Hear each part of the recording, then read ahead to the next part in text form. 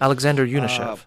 Life. When Russia and the United States are discussing their efforts to peacefully resolve the situation in Ukraine, the formula, security guarantees in exchange for territories, is increasingly heard. Does this correspond to what you talked about with Trump in Alaska? And what do you mean when you said that Russia is ready to join in developing these guarantees? Who should be the guarantor, in your opinion? And, if you allow me, about Zelensky, is there any point in meeting with him now, in the current conditions? Is it possible to work out some agreements at this meeting? Thank you. The first part, once again? U.S. efforts. There are now some speculations that there is a formula, security guarantees, in exchange for territories. No, we have never put the issue that way or discussed it that way. Security guarantees are natural. I often talk about them. We proceed from the fact that any country should have these guarantees, a security system, and Ukraine is no exception. But this is not connected with any exchanges, especially with exchanges of territories.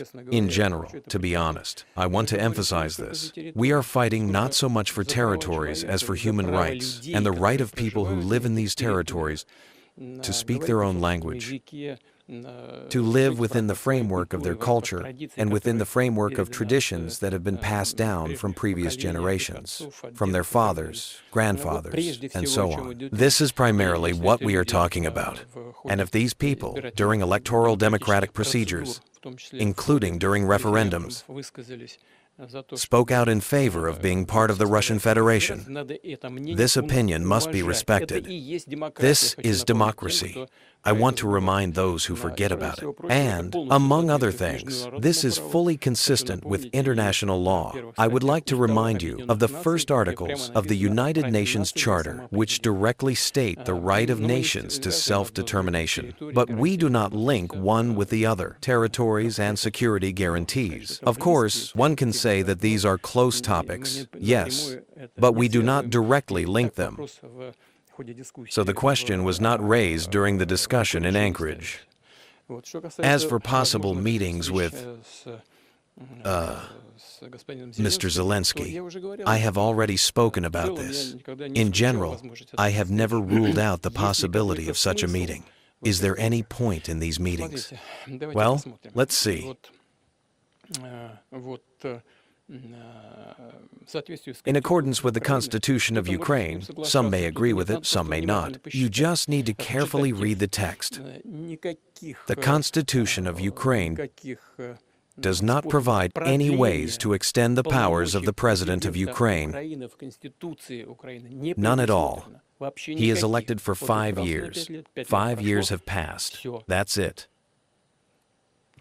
The powers have expired. There is a provision according to which elections are not held under martial law. Yes, that is true. But this does not mean that the president's powers are extended. This means that his powers expire, and his powers are transferred to the Speaker of the Rada, including his powers as the Supreme Commander-in-Chief. What should the current authorities do then? If they want to be legitimate and take a full part in the settlement process, they must hold elections. No, not elections, excuse me. They must first hold a referendum. In accordance with the Constitution of Ukraine, issues regarding territories, if any, are decided only by referendum, as far as I remember.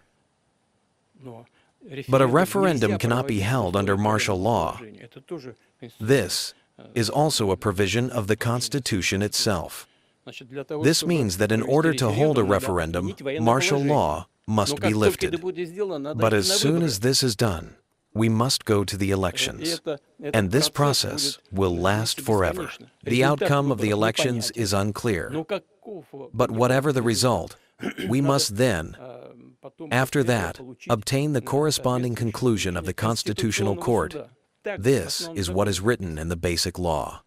And how can we get a conclusion from the Constitutional Court if after the authorities demanded that this Constitutional Court of Ukraine confirm the extension of the President's powers, and he actually refused to do so? Do you know what they did in Ukraine? It's funny, but true. The security stopped letting the chairman of the Constitutional Court into his workplace. That's all. Well, the movie ended there. But not quite. Because as far as I know, I don't know where he is now, but at one time, he went abroad. But in recent years, the powers of some members of the Constitutional Court have expired. It does not have a quorum to make decisions. Therefore, this is a dead end. If we just carefully hold meetings with the current head of the administration, then, so to speak, it is possible. I have never refused this. If this meeting is well prepared and will lead to some positive, possible results. By the way, Donald asked me, if possible, to hold such a meeting. I said, yes, it is possible. Well, in the end, if Zelensky is ready, let him come to Moscow. Such a meeting will take place.